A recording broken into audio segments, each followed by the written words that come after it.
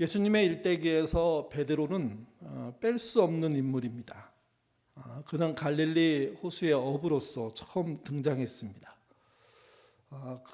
그의 모습 중에 우리에게 알려진 가장 인상 깊은 것은 대단히 외향적이고 적극적이라는 겁니다. 그래서 아마 제자들의 모임 분위기를 이렇게 주도했을 거라고 생각합니다. 하루는 예수님께서 사람들이 자신을 누구라 하는지 제자들에게 물으셨습니다. 그랬더니 세례 요한이라고 하는 사람도 있고 엘리야, 예레미야 또는 다른 예언자 같다는 이야기도 들린다는 이야기를 제자들이 했습니다. 그러자 예수님이 제자들에게 물었습니다. 사실은 아마 이 질문을 하고 싶어서 앞에 질문을 하신 것 같은데요. 너희는 나를 누구라 하느냐 이렇게 물으셨습니다. 그러자 베드로가 유명한 대답을 하지 않았습니까? 주는 그리스도시요 살아계신 하나님의 아들이십니다. 예수님은 베드로를 칭찬했습니다. 그런데 칭찬으로 끝나지 않고 예수님은 한마디를 더 하셨습니다. 같이 보시죠. 마태복음 16장 17절입니다. 읽겠습니다. 예수께서 대답하여 이르시되 바요나 시므나 내가 복이 있도다. 이를 내게 알게 하는 혈육이 아니요 하늘에 계신 내 아버지니라. 칭찬으로 하면 그냥 칭찬해서 끝나야 되는데 뒷말이 붙었다는 것은 칭찬의 의미와 더불어 새겨들을 말이 있다는 거죠. 또 이 말의 의미를 가만히 읽어보면 베드로의 답변은 베드로만의 답변이 아니라는 이야기가 됩니다. 왜 그러냐 하면 이를 알게 한 이가 혈육, 사람이 아니라 하늘에 계신 아버지라고 예수님이 말씀하시기 때문입니다. 하나님의 감동, 그것이 베드로를 통해서 사람들에게 전달됐다 이렇게도 설명할 수 있습니다. 그가 갖고 있었던 평상시의 논리나 철학이나 또 깨달음의 깊이가 그만큼 도달해서 한 말이 아니라는 겁니다. 가끔 우리들도 멋있는 말 하잖아요. 그리고 바로 까먹죠. 내가 들어도 너무 멋있는 말. 가끔 꿈에서도 그럽니다. 설교 준비를 꿈에서 하는데요. 너무 설교가 멋있는 거예요. 머릿속에서 계속 꿈속에서 적어야 돼. 이건 적어야 돼. 이러면서 근데 못 일어나요. 꿈속이거든요, 그게. 그래서 몇 번을 혼자 그 꿈속에서 반복해요. 외우고 또 외우고 또 외우고. 근데 아침에 하나도 생각이 안 나요. 제일 황당한 건요. 설교 끝나고 생각나요. 정말 특이한 건데 근데 그게 하나님이 주신 감동이라고 말할 수 없을 수도 있죠. 원체 설교에 스트레스를 받으니까 그럴 수 있습니다. 근데 어쨌든 베드로가 한 이 말은 정말 우리가 보기에도 신앙의 본이 되는 표본이 되는 고백인데 이 고백은 베드로의 실력이 아니라는 겁니다. 아마 베드로가 굉장히 불쾌했을 겁니다. 내가 한 말이면 내 실력이지 왜 내 실력이 아닐까? 왜 하늘에 계신 아버지가 하신 말일까? 하는 의문도 들었을지를 모릅니다. 또 이 말은 이 말을 자기의 실력으로 이해해버리면 생길 문제에 대한 경고일 수도 있습니다. 어쨌든 베드로는 이 말을 들어야 했고 이 말을 듣고 그 다음 일들이 벌어지는 거죠. 이후에 예수님은요 앞으로 자신에게 일어날 일에 대해서 얘기했습니다. 예루살렘으로 가게 되고 종교 지도자들에게 잡히게 되고 그래서 처참하게 고난을 당하다가 죽고 그리고 사흘째 되는 날 다시 살아날 거다 하는 이야기를 성경에 보면 풀어서 이야기했다고 얘기합니다. 기록은 한 절로 되어 있지만 꽤 긴 이야기를 하셨을 것 같습니다. 여러 가지 요인들을 설명하고 상황들을 설명하고 흐름들을 설명하면서 제자들이 충분히 이해할 수 있을 만큼의 이야기를 한 것으로 보입니다. 그랬더니 베드로가 반응합니다. 22절입니다. 읽겠습니다. 베드로가 예수 듣고 항변하여 이르되 주여 그리 마옵소서 이 일이 결코 좋게 미치지 아니하라. 항변하고 붙들고 이야기했던 이야기는 앞의 이야기가 충분히 걱정될 만큼의 내용을 갖고 있었다는 겁니다. 그냥 스쳐서 내가 힘들 거야, 고난 당할 거야, 어려운 일이 있을 거야 이 정도 짧게 얘기했으면 반응하기도 쉽지 않습니다. 근데 풀어서 충분히 모든 이야기들을 설명하고 어쩌면 질문을 받았을지도 모릅니다. 궁금증이 풀리는 순간들이 있었을 수도 있겠죠. 근데 그 결론으로 베드로는 격분했습니다. 주님 그러시면 절대로 안 된다고. 만약 그런 일이 벌어지면 내가 막아서 나서겠다고. 절대로 주님께 이런 일이 미치지 않게 할 거라고. 여러분이 어떤 어려움을 당한다고 했을 때 누군가 이런 식으로 나서면서 막아준다면 고맙지 않을까요? 오늘날 인생의 가장 슬픔 중에 하나는 내가 그런 어려움을 당할지도 몰라 하고 얘기하는데 다들 덤덤하게 듣는 겁니다. 아둘람 모임 같은 거 할 때 내가 이런 걱정이 있어 그랬더니 아 그래 하고 다음 이렇게 넘어가면 다음에는 얘기 안 하죠 이제. 내가 지금 이런 걱정 속에 있어. 그게 뭔데? 이런 거야. 그래? 나 같아도 힘들겠다. 근데 그거 어떻게 할 수 있는 거야?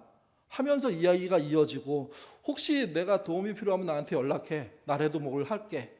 거기까지 간다면 그 대화는 성공적입니다. 사실 어떤 면에서 베드로는 의리 있는 사람이고 적극적인 사람이고 자기 편이 된 사람에게는 진짜 편이 되려고 노력하는 그런 멋있는 모습의 사람이거든요. 근데 이것은 인간적인 모습 속에서 속내를 다 모르는 상태에서 할 수 있는 일이긴 하지만 예수님은 좀 다른 분이었다는 겁니다. 예수님은 베드로가 그렇게 말하는 속내를 알고 계셨고 또 앞으로 어떤 일이 벌어질지 알고 계셨다는 거죠. 23절도 읽겠습니다. 예수께서 돌이키시며 베드로에게 이르시되 사탄아 내 뒤로 물러가라. 너는 나를 넘어지게 하는 자로다. 내가 하나님의 일을 생각하지 아니하고 도리어 사람의 일을 생각하는도다 하시고 앞에의 의리 상황 그리고 나서서 돕겠다는 이 상황의 해석은 그냥 인간적으로 괜찮네 그런 사람 필요해 라고 할 수 없다는 겁니다. 주님은 명백하게 말씀했습니다. 베드로가 사탄이라고. 베드로가 사탄은 아니지만 사탄의 역할을 지금 하고 있다고. 예수님을 넘어뜨리게 하는 일이라고. 물론 베드로는 모르겠죠. 정확하게 흐름을 이해하지 못하고 결과를 모르니 일단 자기 입장에서 막아야 될 건 막아야 되겠다고 해서 덤벼들었는데 주님은 너무도 냉정하십니다. 그리고 이렇게 말합니다. 하나님의 일을 생각하지 아니하고 도리어 사람의 일을 생각하고 있다. 사람의 일이란 사람들의 계산이라는 겁니다. 너의 계산. 거기에 맞춰 생각하고 있다는 거죠. 이게. 앞에서는 너를 통해서 하나님이 이 말을 한 거야 하고 칭찬한 그분이 지금은 네가 사탄이야. 오히려 너는 네 생각에 갇혀가지고 하나님의 길을 막고 있어. 그래서 너는 문제야 하고 정말 충격적으로 공격하시는 겁니다. 예수님은 베드로가 하나님이 어떻게 일하실지 전혀 모른다고 하십니다. 특히 경고에 대해서, 특히 앞에 있었던 경고에 대해서 그게 무슨 의미인지 이해하지 못하고 넘어갔다는 이야기입니다. 왜 그랬을까요? 왜 베드로는 이런 욕을 먹어야 했을까요? 사실 이 부분을 분석하려면 더 많은 자료를 함께 읽어야 됩니다. 성경에 있는 내용도 또 적절한 그런 연구한 글들도 설교이기 때문에 짧게 요약할 수밖에 없어서 이런 경우는 혹시 이런 게 아닐까 하고 한번 설명을 드립니다. 베드로의 입장에서 예수님은 스승입니다. 근데 지금 이 본문의 상황에서 바로 직전에 신앙 고백의 본이 되는 그런 고백을 했잖아요. 근데 그 고백이 주님의 말씀에 따르면 그의 고백이라기보다는 하나님이 알려준 고백이라는 거죠. 순간의 감동을 통해서 한 이야기지 그의 본심이 끌어나온 건 아니라는 겁니다. 다시 말씀드려서 베드로는 온전히 예수님을 자기의 주님으로 믿고 있지는 않습니다. 다만 스승으로 믿고 있습니다. 스승으로 믿고 따르고 있는 겁니다. 여러분, 사람에게 스승은 뭡니까? 선생님이잖아요. 그 선생님은 뭡니까? 내 자신을 키우기 위해서 도움을 주는 분입니다. 우리는 자주 예수님을 제자들의 스승이라고 계속 부르고 제자들을 예수님의 12명에 따르는 사람을 제자라고 부르니까 이게 마치 공식 명칭인 것처럼, 공식 호칭인 것처럼 우리는 인정하고 쓰고 있지만 사실 그것은 인간적인 면에서 통하는 호칭이 되는 겁니다. 스승은 신이 아닙니다. 스승은 제자인 사람들을 키우는 존재입니다. 끝까지 스승이 되는 분도 계시지만 아니요, 중간에 스승으로서 탈락하는 스승 많이 있습니다. 사람들 중에는, 제자들 중에는 그렇게 하는 것이 당연하다고 생각하고 스승 대접 한 번도 안 하고 지나가기도 하죠. 이게 그런 경우에 그 사람에게 진짜 스승은 누굽니까? 진짜 중요한 존재는 누굽니까? 자기 자신입니다. 베드로는 지금 자기를 위해서 스승이신 예수를 쓰고 있는 겁니다.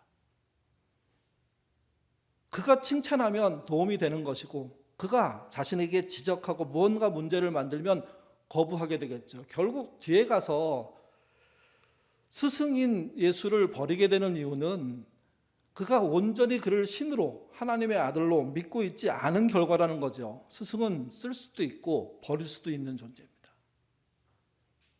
여러분, 그래서 착각하지 않으셔야 됩니다. 베드로의 이 입장이 정말 괜찮은 입장인지 생각해 보셔야 됩니다. 또 예수님의 이 말씀이 너무 지나친 거라고 생각하실 수도 있습니다. 근데 모든 것을, 전후를, 그 근본의 마음까지 살펴보시는 그분의 입장에서는 베드로는 아직 먼, 주님과 거리가 엄청나게 떨어져 있는 그런 존재로밖에 이해가 안 되는 겁니다. 우리도 우리의 신앙을 잘못 쓰면 나를 키우기 위해서 예수님을 도구화시킬 수 있습니다. 나를 키우기 위해서 하나님을 도구로 쓸 수 있습니다. 그걸 우상숭배라고 하는 겁니다. 다른 신상을 만들고 금을 갖다 금붙이를 세우고 나무 조각을 만들고 해, 달, 그것을 섬기지 않아도 하나님을 믿는다고 하면서도 하나님을 신상으로 쓸 수가 있다는 겁니다. 내가 갈 수 있는 그 길에 도움이 된다면 오케이. 그렇지 않다면 하나님까지도 뒤로 물리치고 꺾어버리려고 하는 게 우리들의 모습이죠. 그 모습이 베드로를 통해서 보여지고 있습니다. 그분이 가겠다는 그 길 너무도 쉽게.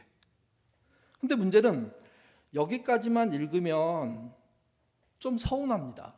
왜? 의리 있는 남자가 스승의 가는 길 앞에 도움이 되겠다고 나섰다가 스승한테 뒤통수를 세게 맞는 모습이기 때문에 그렇습니다. 베드로의 자기중심성은 그 뒤에도 계속 나옵니다. 예수님이 최후의 만찬 세족을 마친 다음에 제자들과 함께 감난산으로 가셨습니다. 그리고 오늘 밤 너희가 나를 버리리라 하고 예언처럼 말씀하셨습니다. 그때 베드로가 성급하게 말합니다. 마태복음 26장 33절입니다. 읽겠습니다. 베드로가 대답하여 이르되 모두 주를 버릴지라도 나는 결코 버리지 않겠나이다. 짧아 보이지만 호언장담입니다. 자기는 안 버리겠습니다. 이렇게 얘기했으면 좋을 뻔했습니다. 근데 다른 모든 사람들이 다 버린다고 해도 자기는 안 버릴 거라고. 본인을 드러내기 위해서 본인의 동료들을 그냥 다 밟아버립니다. 본인이 급하고 본인이 중심이기 때문에 그렇습니다. 동료 의식 역시도 정말 급박할 때는 버릴 수 있는 존재가 누구냐? 베드로라는 거죠. 예수님이 진짜 말씀대로 체포됐습니다. 다른 제자들과 함께 베드로도 도망칩니다. 그리고 다 아시죠? 재판장 앞에서 3번 부인하는 거. 그 중에 한 부분입니다. 72절에서 74절입니다. 읽겠습니다. 베드로가 맹세하고 또 부인하여 이르되 나는 그 사람을 알지 못하노라 하더라. 조금 후에 곁에 섰던 사람들이 나와 베드로에게 이르되 너도 진실로 그 도당이라. 내 말소리가 너를 표명한다 하거늘 그가 저주하며 맹세하여 이르되 나는 그 사람을 알지 못하노라 하니 또 닭이 울더라. 거부하는 사람에게 주변의 사람들이 네 억양, 네 발음, 네 사투리가 같은 편이라는 이야기를 해주고 있어. 그러자 베드로는 돌변했습니다. 아마 그때까지는 그래도 적절하게 얼버무리다가 피하려고 생각했는데 그 말을 듣자 이거 들켰구나 하는 생각 때문에 저주했다고 써 있어요. 그리고 맹세합니다. 알지 못한다고. 그리고 본문은 여지없이 닭이 울었다 이렇게 얘기합니다. 베드로의 호언정담은 정말 예수님에 의한 것이 아닙니다. 본인의 입장을 강하게 표현하고 동료까지 짓밟는 모습이었습니다. 주님은 그 속내를 잘 아셨습니다.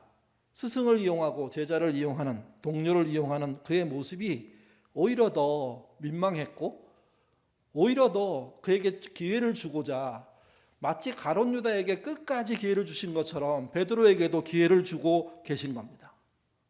근데 그는 이미 자신이 어떻게 행동할지를 들었음에도 불구하고 그 행동을 똑같이 해갑니다.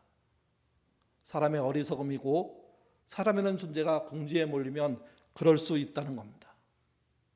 그래서 베드로의 모습은 참 답답하고 슬픕니다. 예수님은 베드로의 이런 성격을 잘 아신 것 같습니다. 이런 상태를 잘 알고 계신 것 같습니다.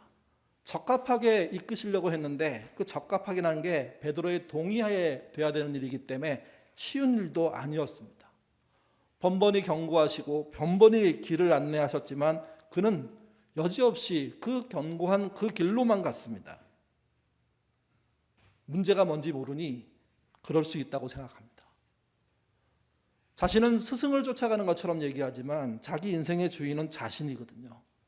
스승을 이용하고 있다는 것 자체를 본인이 몰랐던 것 같습니다.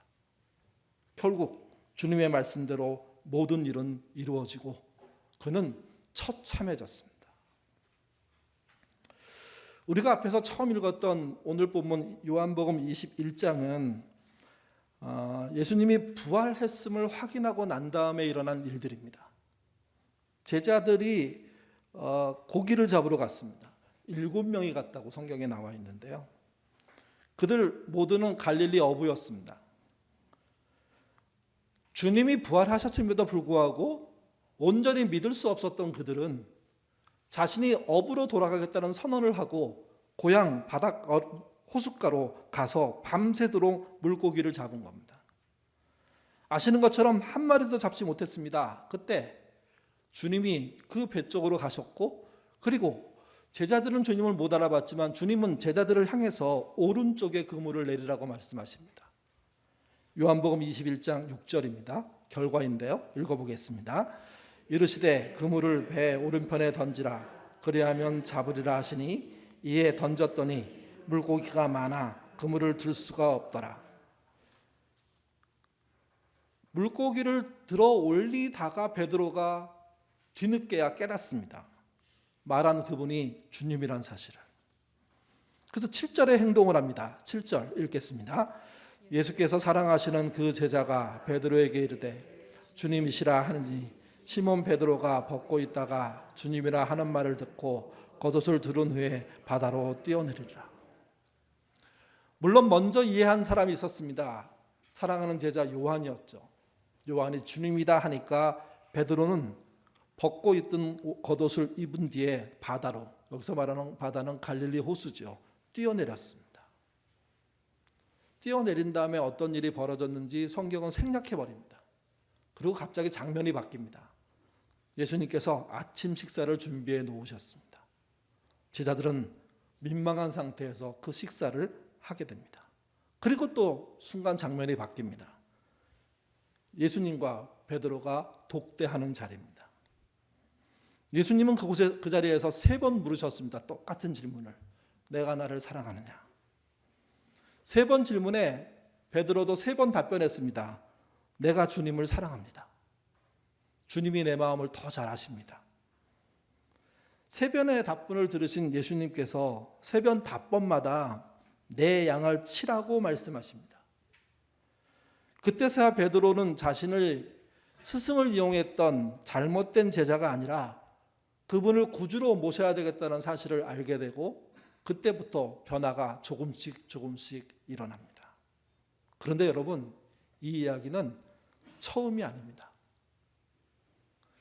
누가복음 5장에 가면 부활 이유가 아닌 예수님이 제자들을 부르실 때 비슷한 장면이 있었습니다. 베드로와 어부들이 예수님을 만나지 못한 상태에서 밤새도록 고기를 잡으려고 그물을 쳤지만 한 마리도 못 잡고 들어왔습니다. 다음 날 써야 하기 때문에 그물을 정리합니다. 그때 예수님이 배로 다가오셔서 배에 올라타셨습니다.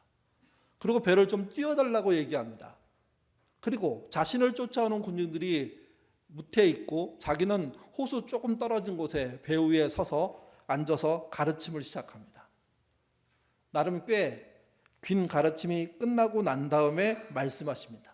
누가복음 5장 4절에서 6절입니다. 읽겠습니다. 말씀을 마치시고 시몬 베드로에게 이르되 깊은 데로 가서 그물을 내려 고기를 잡으라. 시몬이 대답하여 이르되 선생님, 우리들이 밤이 새도록 수고하였으되 잡은 것이 없지만은 말씀에 의지하여 내가 그물을 내리이다 하고 그렇게 하니 고기를 잡은 것이 심히 많아 그물이 찢어지는지라. 그물이 찢어지는 그 상황 속에 베드로는 다른 어부들과 다르게 특이한 행동을 합니다. 배에서 내려서 주님 앞에 무릎을 꿇습니다. 주여, 나를 떠나소서, 나는 죄인입니다 하는 느닷없는 고백 같은 이야기를 합니다. 예수님은 그때 정말 알아듣기 힘든 말을 한마디 남기십니다. 내가 사람을 취하리라. 다른 성경에서는 사람을 낚는 어부가 되리라 라고 말씀하신 겁니다. 요한복음 21장과 누가복음 5장은 약간의 내용만 다르지 거의 일치하는 흐름으로 되어 있는 고기 잡는 이야기입니다. 주님의 움직임과 베드로의 반응이 정말 비슷비슷하게 다 연결되어 있습니다.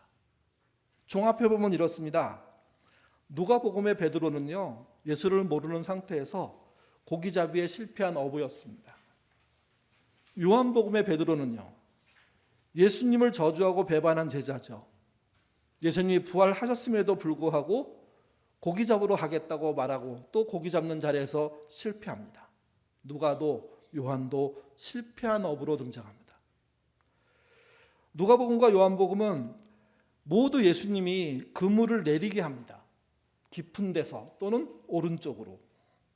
그리고 결론적으로 그물 안에 고기가 가득 채워집니다. 누가복음에는 153마리, 요한복음인가요? 153마리 잡혔다고 이야기 나오죠. 저는 가보지 않았지만 가본 분들이 그러더라고요. 그 호수에 있는 고기를 베드로 고기라고 하는데 생각보다 크다고. 150마리면 꽤 큰, 나룻배로 치면 큰 양이라고. 그때 베드로는 다른 어부와 다르게 예수님을 알아봤습니다. 그래서 한 번은 뛰어내려서 무릎 꿇고 경배를 했고 죄인이라고 고백했고, 근데 예수님은 다른 이야기를 시작하시죠. 똑같이 요한복음 21장에서도 뛰어내립니다. 근데 뒷얘기가 없습니다.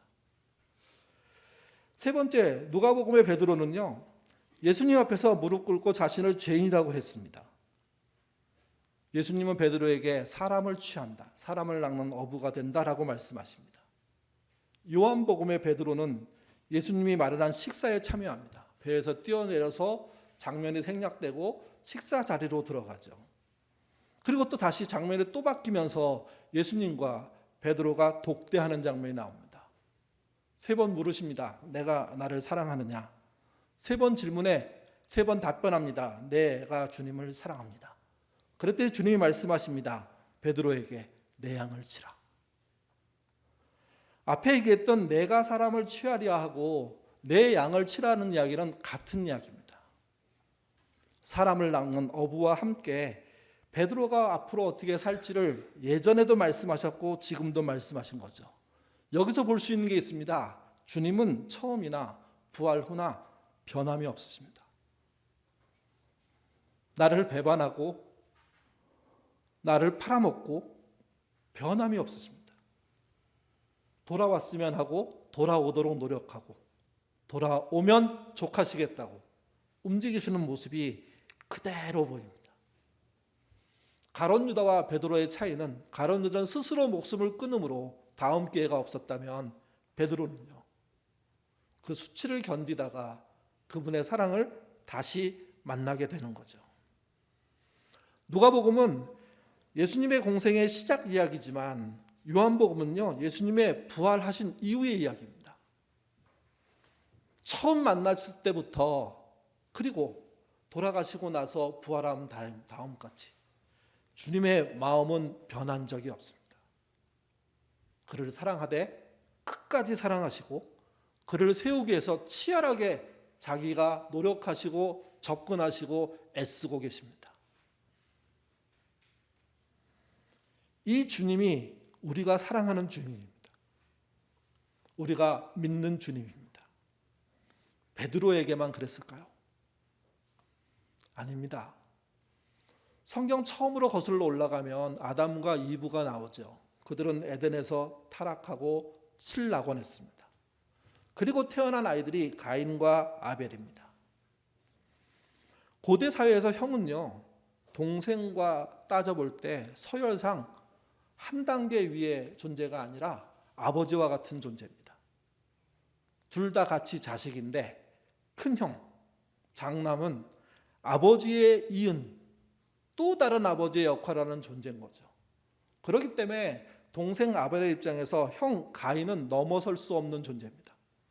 반대로 형 가인의 입장에서 동생 아벨은요, 하찮을 수 있는 존재입니다. 물론 성경은 그들의 관계가 위에 있어야 되고 더불어 함께해야 된다고 충분히 다양하게 강조하고 있습니다. 근데 고대사의 형과 동생의 위에 높은 좋은 관계는 생각보다 많지 않습니다.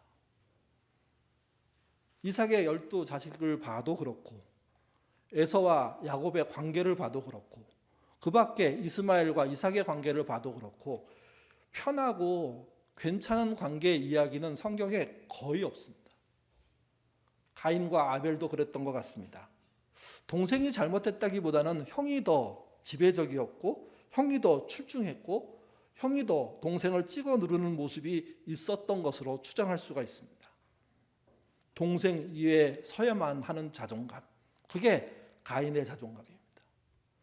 누군가를 짓밟고 있어야지만 편안하고 자기가 가는 길을 잘 갖고 있다고 생각하는 그 자존감. 그는 동생을 자기를 위한 존재 정도로 생각했을 것입니다. 그런데 나이가 들면서 이 순서가 뒤바뀌기 시작합니다. 요동치기 시작합니다. 다양한 예고가 있었을 것입니다. 그 다양한 예고 속에 다양한 충격을 받았을 가능성이 매우 높습니다. 그런데 결정적인 일이 벌어집니다. 하나님께 독자적으로 제사를 드리는 경우가 생겼는데 그때 하나님이 가인의 제사를 받지 않고 아벨의 제사를 받으십니다. 가인은 분노합니다. 내가 보더라도 하찮은 동생의 존재가 나를 쑥 앞질러 지나갈 때 형의 입장에서 그것을 기꺼이 받아들이기 쉽지 않습니다. 아무리 좋은 형이라고 하더라도 서운함이 생기고 분노가 생길 수도 있는 거죠. 인간적으로 이해할 수가 있습니다. 화가 날 일이고 화나서 싸울 일일 수도 있습니다. 근데 문제는 이겁니다. 둘이 경쟁한 게 아니라 하나님이 시킨 일을 따로따로 했는데 하나님이 한쪽 일을 맞다고 한쪽 일을 틀렸다고 결정해 버리신 겁니다. 사람과 사람에 대해 일로 보지 않아야 하고 하나님이 나를 보시는구나, 내가 부족하구나, 여기서 방향을 찾아야 되는데 가인은 상한 자존심 때문에 동생을 들판으로 불러냈습니다. 거기는 사람도 없고 또 하나님도 없을 거라고 생각했습니다. 그리고 동생을 죽입니다.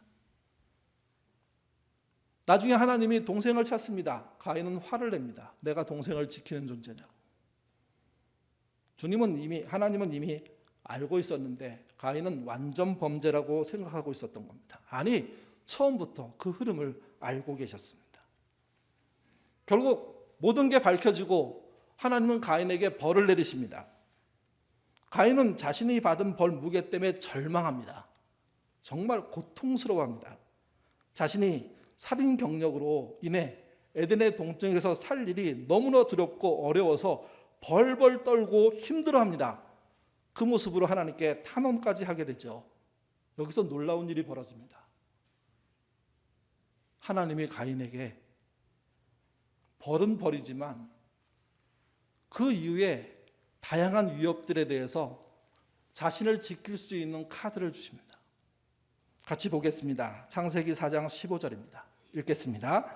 예수께서 이르시되 그렇지 아니하다. 가인을 죽인 자는 벌을 7배나 받으리라 하시고 가인에게 표를 주사 그를 만나는 모든 사람에게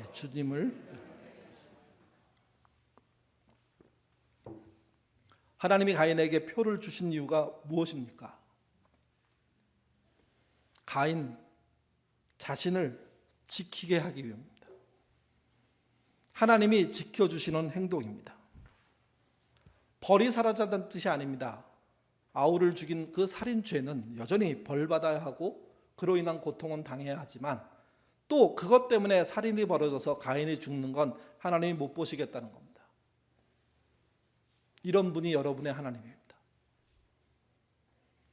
베드로의 배반 일지를 통해서 봤을 때 하나님은 처음과 끝이 너무나 명료하게 똑같습니다. 흔들림이 없습니다. 처음에 부르셨던 누가복음의 5장 그리고 부활 이후에 다시 그를 세우는 요한복음 21장 그 모습은 대부분의 내용이 비슷비슷합니다. 주님이 그렇게 비슷한 내용을 2번 반복한 이유는요, 베드로를 사랑하기 때문입니다. 그를 다시 세우고 싶었기 때문입니다. 배반자인데 저주를 퍼붓고 도망친 자인데 다시 부르지 않아도 주님의 입장에서는 잘못된 게 없어 보이는데 굳이 그를 찾아가서 굳이 다시 불러내서 네가 나를 사랑하는지 3번이나 연거푸 물어보고 아마 그거는 3번의 배신 때문에 한 말씀이 아닐까 하는 생각입니다. 협박하고 목 조이고 흔드는 게 아니라 그 말 한마디를 던질 때마다 그는 고민하게 되고 주님 사랑합니다 한마디 하고 2마디 할 때 더 깊어지고 2마디 하고 3마디 할 때 더 깊어지면서 잘못은 와르르 무너지고 자신의 존재감은 다시 주 앞에 은혜로 세워지고 그래서 시간이 더 필요했지만 그는 우리가 알고 있는 베드로가 된 거죠. 가인도 똑같습니다. 동생을 죽인 일이 어찌 작은 일이겠습니까? 근데 주님은 가인의 고통을 아셨습니다. 물론 이렇게 생각하는 분들이 계실 겁니다. 아벨의 고통을 아시고 막아주시지. 거기에 대한 설명은 제가 적절하게 할 수가 없습니다. 근데 다만 가인이 살인자가 돼서 인생을 살며 느끼는 고통 앞에 또 살해 위협 앞에 죽을지 모른다는 두려움 앞에 주님은 그에게 표가 되어주시고 보증이 되어주시고 지켜주는 그런 역할을 해주신 분이라고 이야기하고 있다는 겁니다. 우리는 부활 이후의 시대를 사는 사람들입니다. 가인의 이야기도 충분히 은혜이고 베드로의 이야기도 충분히 은혜입니다. 여러분 잊지 마십시오. 예수님은 십자가에 죽으시고 부활하신 만큼 여러분을 사랑하시는 겁니다. 그 사랑을 위해서 지금도 하늘 보좌 우편에서 멈추지 않는 중보기도로 우리와 함께 하십니다. 그분이 바라시는 것은 우리가 대단한 성공을 이루어가지고 하나님께 영광을 돌리는 게 아닙니다. 물론 그러면 더 좋아하시겠지만 그러지 않아도 괜찮다. 그러지 않아도 나는 너와 함께 하겠다 하는 게 베드로를 통해서 보여주신 그분의 일관성 있는 메시지인 겁니다. 십자가도 우리를 위함이었고 부활도 우리를 위함입니다. 그러면 재림도 우리를 위한 일일 수밖에 없습니다. 그분 한 번도 본 적이 없지만 그 오시는 그날 그분을 바라보는 그 마음 그것으로 우리는 견뎌야 되고 우리가 죽는 그날까지 가야 합니다. 실패할 수 있을 거라고 생각합니다. 어려울 수 있을 거라고 생각합니다. 그때마다 우리 서로 협력하면서 돌아옵시다. 다시 섭시다.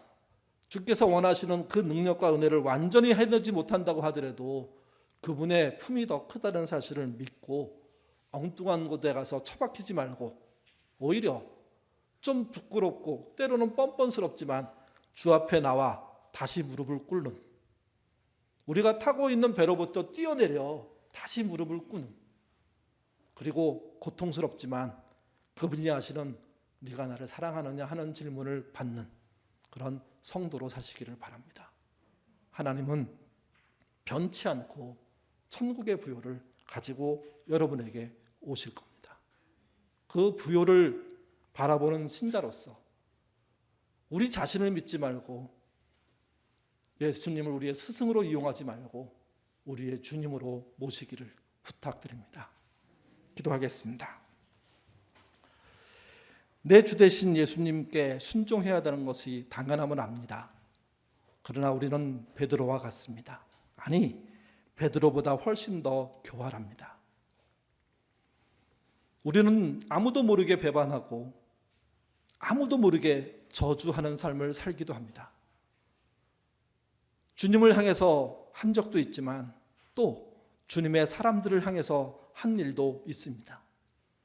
우리의 그런 잘못된 모습 속에서도 우리는 이 사실이 들키지 않았다는 것 때문에 어쩌면 더 뻔뻔하게 살고 있는 건지도 모릅니다. 주님, 우리 같은 죄인을 용서해 주시고 베드로에게 주셨던 일관성 있는 사랑을 우리에게 내려 주시옵소서. 우리가 도망치더라도 붙잡아 주시고 우리가 넘어지더라도 일으켜 주시며 우리가 배반하더라도 돌아올 길을 열어 주시옵소서. 가룟 유다처럼 어리석어지지 않기를 원합니다. 베드로처럼 사실 좀 뻔뻔스럽지만 그래도 은혜를 간구하고 얼굴을 디밀고 주의 품으로 들어가려고 하는 면목 없지만 사랑을 간구하는 신자 될 수 있도록 하나님 인도하여 주옵소서. 물론 우리의 신앙이 당당하고 공의롭고 떳떳해서 하나님 보시기에도 정말 대단하다, 잘했다 하는 칭찬이면 더 좋겠습니다. 그런 자리에 가기 위해서 노력하지만 때때로 넘어질 때 가룟 유다와 같은 길이 아니라 베드로와처럼 견디는 길, 가인처럼 은혜를 간구하고 도와달라고 말하는 그 길 걸어가는 우리가 되도록 인도하여 주옵소서. 예수님이 십자가에 죽으신 것으로 또 부활하신 것만큼 우리를 사랑하고 있음을 지난 5일 동안 저희가 나누었습니다. 그 사랑, 그 천국의 부요, 우리에게 주시기 위해서 우리를 다시 향해 오시는 재림 기대하는 신자 되게 하시고 그 재림의 시간에 믿음으로 견디고 기다리는 신자 될 수 있도록 인도하여 주옵소서. 예인 가족도 그런 가족 되기를 원합니다. 자그마한 일 때문에 서로 언쟁하고 때때로는 다른 길을 가기도 하지만 천국을 향한 길에 대해서는 합력하고 선을 이루는 공동체 되도록 인도하여 주옵소서. 교회적으로도 늘 하나님께 영광되지 못하는 모습이 있음을 압니다. 그 영광되지 못한 것을 고치고 영광된 모습을 갖기 위해서 애쓰는 공동체 되게 하시며 특별히 우리 안에 서로에게 상처를 주고 어려움을 당하게 만드는 사람들이 존재할 때 베드로를 품은 주님처럼 가인을 지켜내신 하나님처럼 그렇게 공동체의 보호를 보여주는 교회 될 수 있도록 하나님 인도하여 주옵소서. 수고하는 사람들이 참 많습니다. 지쳐있는 사람들이 참 많습니다. 그들에게 진짜 위로가 죽을 만큼 사랑한 하나님의 은혜란 사실 잊지 않게 하시고 그 사랑으로 서로를 섬기는 공동체 되도록 도와주시옵소서. 지난 5일 동안 열심히 한 기도들이 있습니다. 남들에게 알리지 않고 하나님께 탄원한 내용들이 있습니다. 또 하나님이 아니시면 도와줄 일이 없는 그런 정말 하나님만을 향한 그런 기도들이 있습니다. 외면하지 마시고 들어주시고 그 들어주심이 너무 적절해서 우리가 우리의 기도의 어리석음을 깨닫는 은혜 느낄 수 있도록 주님 인도하여 주옵소서. 베드로를 끝까지 사랑하신 주님, 가인을 지켜내신 하나님, 그런 하나님이 우리의 하나님이라는 사실을 알고 우리 또한 이 땅에서 열심히 살기를 원합니다. 도와주시옵소서. 감사하며 예수님 이름으로 기도드립니다. 아멘.